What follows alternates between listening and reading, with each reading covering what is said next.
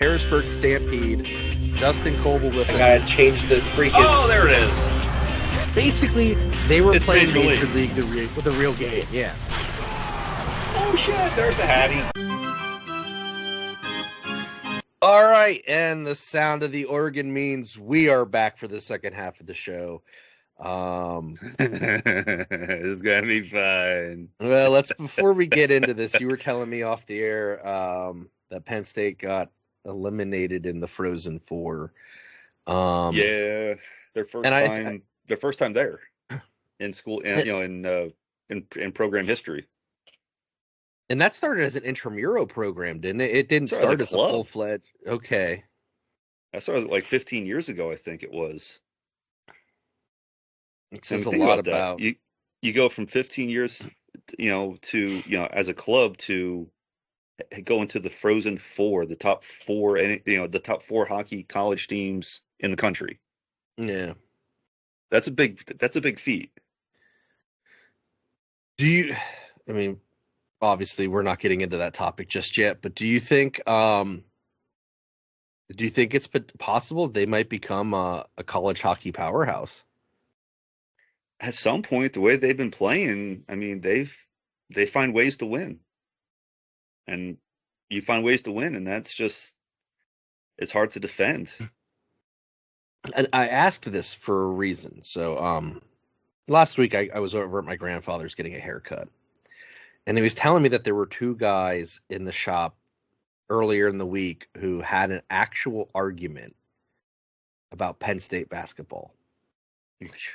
Now, granted, Penn State is not known for their basketball team, but their basketball team has almost made the tournament like a few years in a row here. Like maybe this year wasn't, but I know previous years they had teams that were so close to making the cut of the tournament for March Madness. And the guy was defending the coach because it's someone he played basketball with and he knew the coach. And the other guy was like, the guy's a piece of shit. Right. But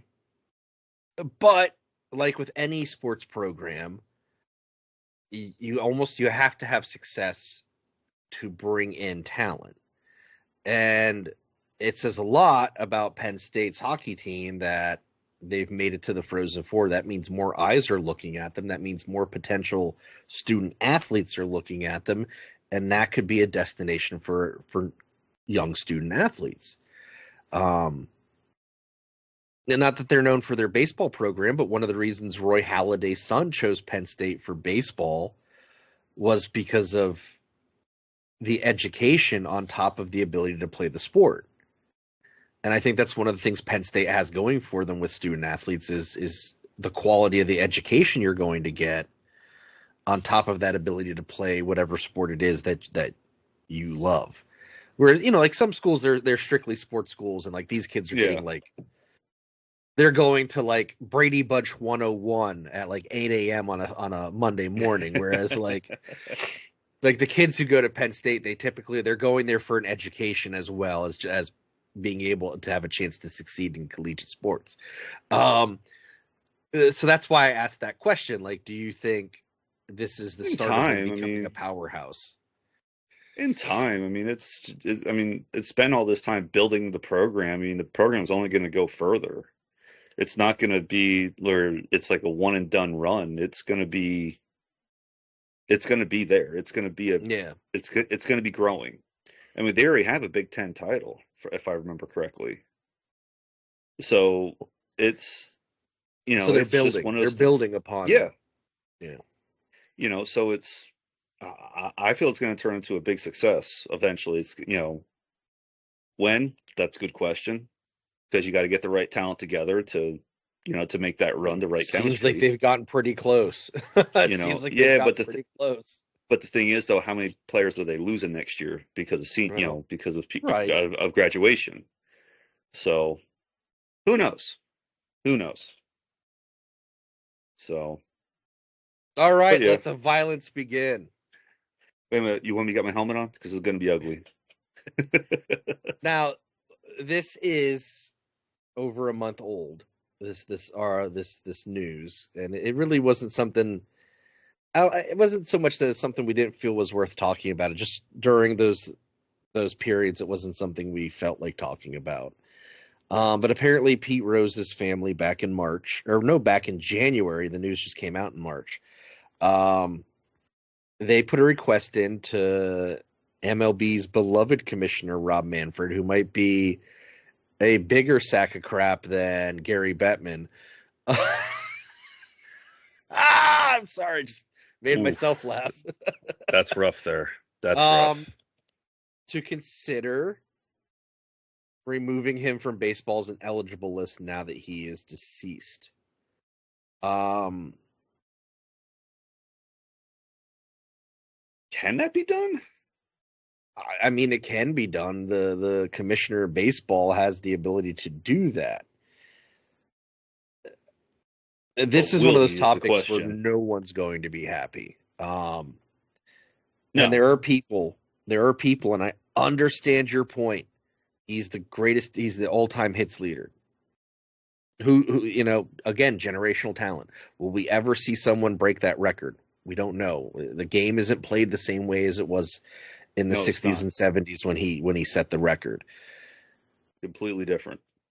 But on the other hand, and we have to acknowledge this, we can't hero worship Pete Rose because he knowingly chose to bet on baseball while he was a baseball manager. Whether he fixed games or didn't, it does not matter because he knowingly chose to do something he knew he shouldn't do. So he kind of fucked around and found out. Shit, sorry, Uncle Bob. Oh, that was a perfect run with that one. Well, this is the problem. I get impassioned on what I'm talking about. And I get it.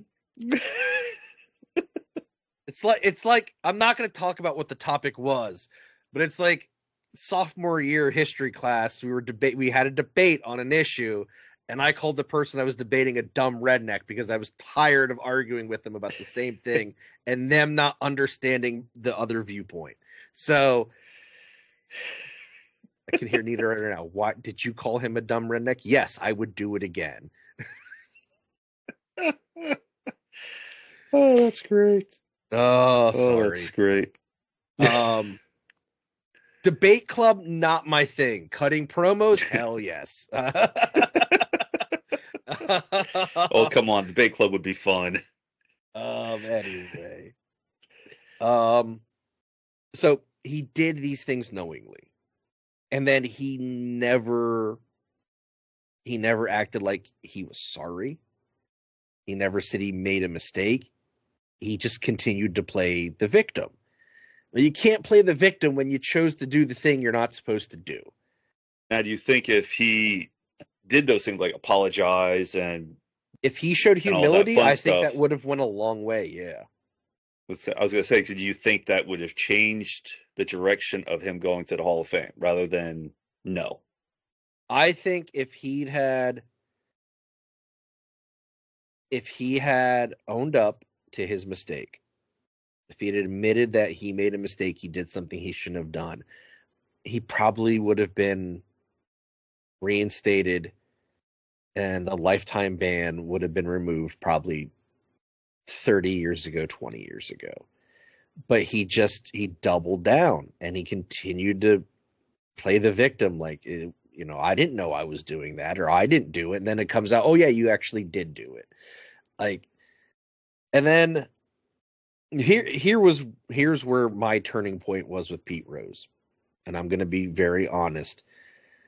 When he started making cracks about Kruk's cancer on the Phil's broadcast, that pissed me off.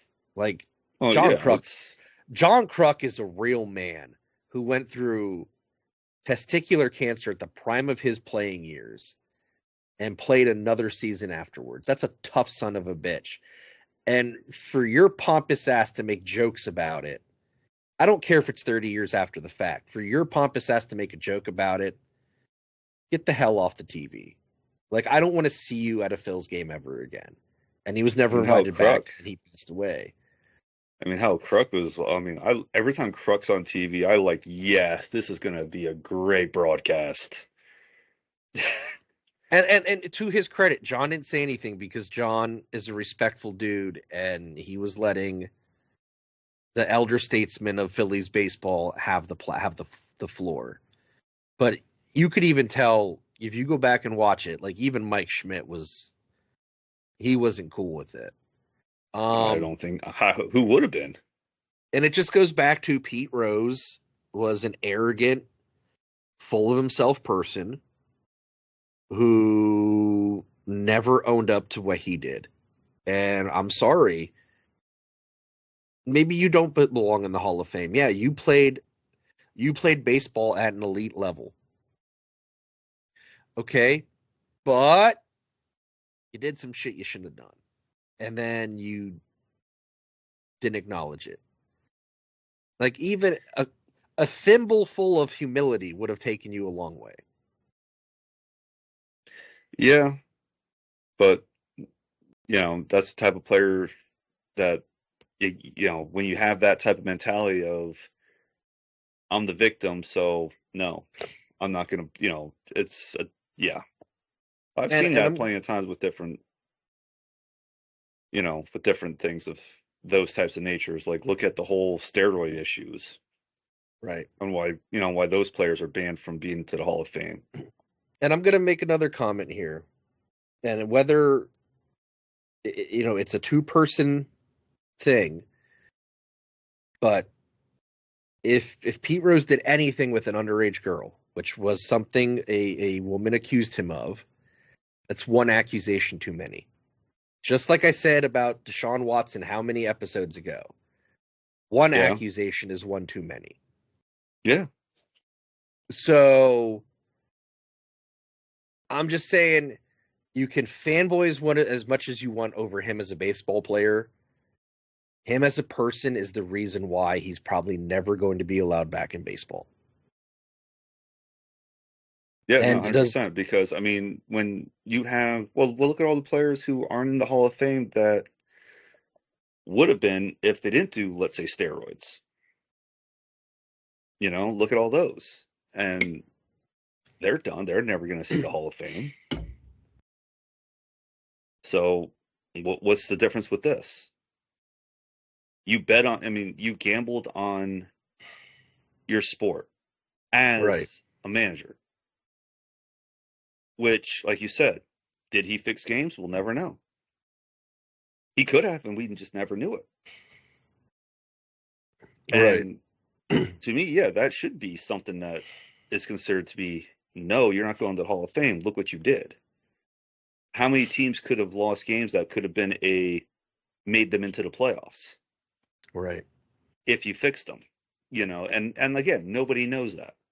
Right. Now going back to the steroid era, Mark McGwire showed humility back in 2010, admitted I used performance-enhancing drugs and I shouldn't have, and he apologized for it.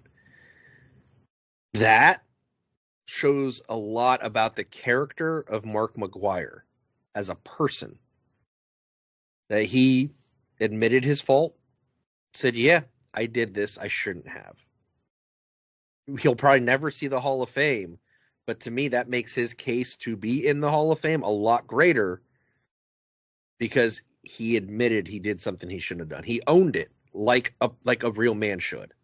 If you screw up, you should own it. You should admit fault and learn from it. That's what we've always been taught growing up. If you make a mistake, own it, learn from it, move on. Exactly. But, some people, they don't feel like that. They rather be the victim instead of just be like, hey, I screwed up. Sorry. I know a lot of people who love Pete Rose. And you can love Pete Rose, the player, all you want, though. I mean, that's the thing. If you're a big sports person that just follows the actual player themselves and not the behind the scenes of that player, then fine. You love the player. You have Pete Rose jerseys all over the place. Cool. Hey, I'm not going to fault you for, loving the player of the game, but it's the person that can also hinder going anywhere further. like in this case, go into the Hall of Fame because of not showing, because of what he did outside of baseball. Even though it did involve baseball, it was still like, the whole gambling thing. Right. Now, my dad met Pete Rose back in the 90s. No, I didn't know that.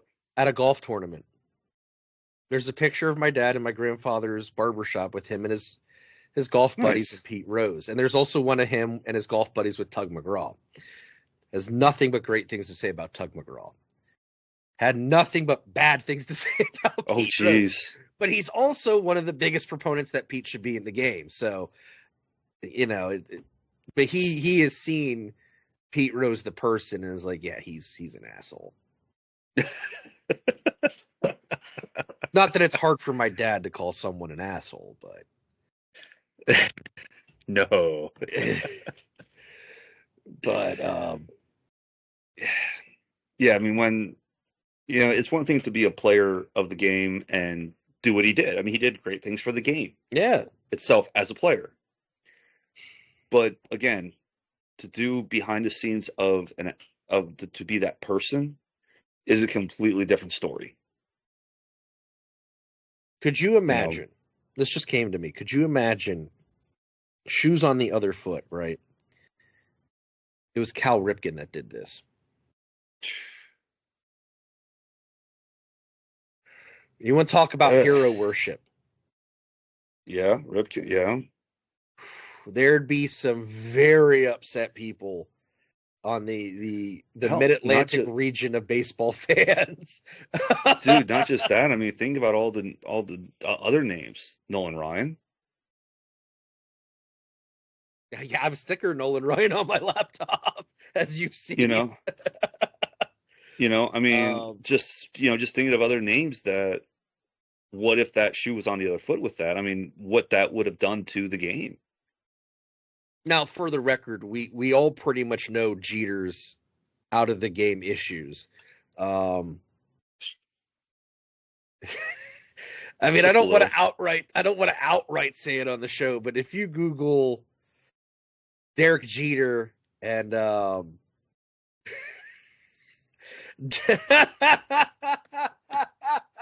can't even say it without laughing. And looks like we just lost Jason. Derek Jeter has shared things with people over the years, is how I will put it. I can see the damn graphic in my head, and it's cracking me up. Oh, we lost Jason. Jeter was with a lot of women. And I believe the story, sidebarring here, I believe the story is that Jeter was with the same woman twice, didn't realize it, and I guess he always gave his one night stands a gift bag, and it included an autographed baseball from him. And he was with this one girl twice, didn't know it, and she got the same exact gift bag as the time before. Ooh. Oops. Oh God. Yeah. That's an oops. I mean, that doesn't change. That didn't alter the game in any shape or form. But... No, but that's still an oops. That's still a little bit of a, yeah, I shouldn't have done that. How many women in New York City do you think have a signed Derek Jeter baseball? Best I can do is $50 for that autograph. Oh, jeez. Jeter's autographed baseballs are like 1990s Topps cards. They're worth nothing. Oh, God. People are going to think I'm serious with that comment. I'm sorry. Ooh, we thought I was choosing violence. We thought I was choosing violence on Pete Rose, and somehow Derek Jeter's getting shrapnel. So. And he's one of my favorite non-Philly players of all time. Oh, the fallout. Oh, man. Oh, good Lord. Oh, wow. I think we needed that sidebar. Oh, man. Ooh. Oh God. Oh, Yeah, that's it. that's Oh, good good stuff. Lord. Yeah. Breathe. I'm good. I'm good. I'm good. I'm just uh Trying to recoup. And yeah, there he goes again. He's done. I wasn't prepared to attack Jeter that way, but it just happened. Um by the way, I sent you the tree on our Discord so you can see what I was talking about. Oh, good God. Holy shit. Oh God, I'm dead.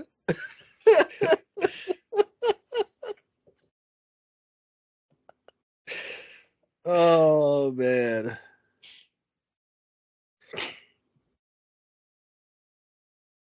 Yeah, David's speechless. I'm sorry. I'm Oh, sorry. jeez. I'm gonna have That's to cut just a lot messed of up. dead air out of this part. It's oh no, we didn't do that much dead air. It's just we're just sitting there just trying to figure out like just we're yeah.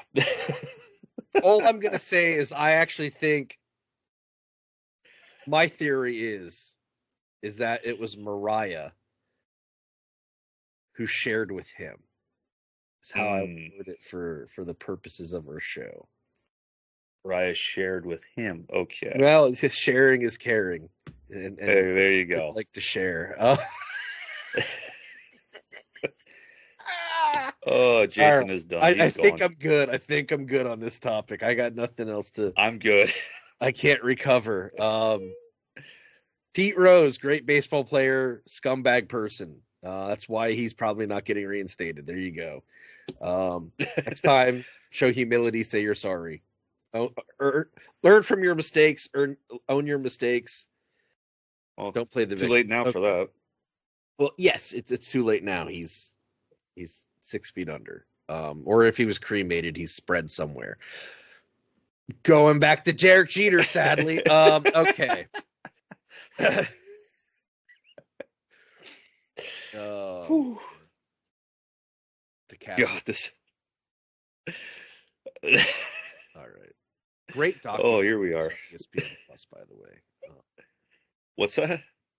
I said The Captain was a great docu-series on ESPN Plus. It just furthered why I respected Derek Jeter as a player as much as I did. Whew. And they make prescriptions for things, so I'm sure it's not as bad as that image makes it out to be. Topical Anywho, creams and pills and whatnot. Anyway. wow, violence has been chosen today.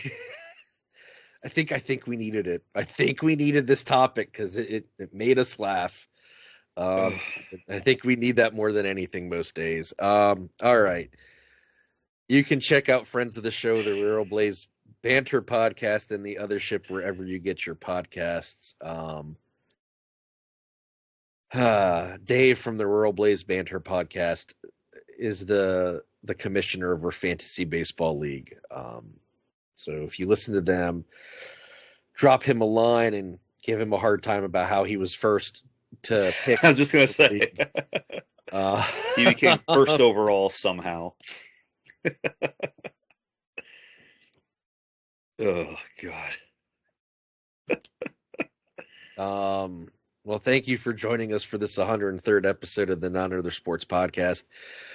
If you go to the Linktree link in our description of the episode, that'll take you to all of our social media accounts, our store, all of our sponsors. You can find us wherever you find your podcast, whether it be Spotify, Apple Podcasts, Podcast Addict, iHeart, Pandora. I don't iHeart Pandora. They're separate streaming platforms. But you love Pandora. That's why you heart them. I don't use Pandora at all. Pandora is the most frustrating streaming app to me because I am someone who likes to listen to a full album. And when I used Pandora, I don't know if it's changed because I haven't used it in 10 plus years. If you put in like an artist, it wouldn't give you their albums. It would give you songs like. I don't want songs like Kiss or Prince or Motley Crue. I want them. You I want don't them. Yes, if I wanted to listen to songs like them, I would put in hair metal, or I would put in you put the genre 70s metal. Like I would want the genre then. That's why I don't like Pandora. Anyway, neither here nor there. Google Derek Jeter and Tree, okay? I'm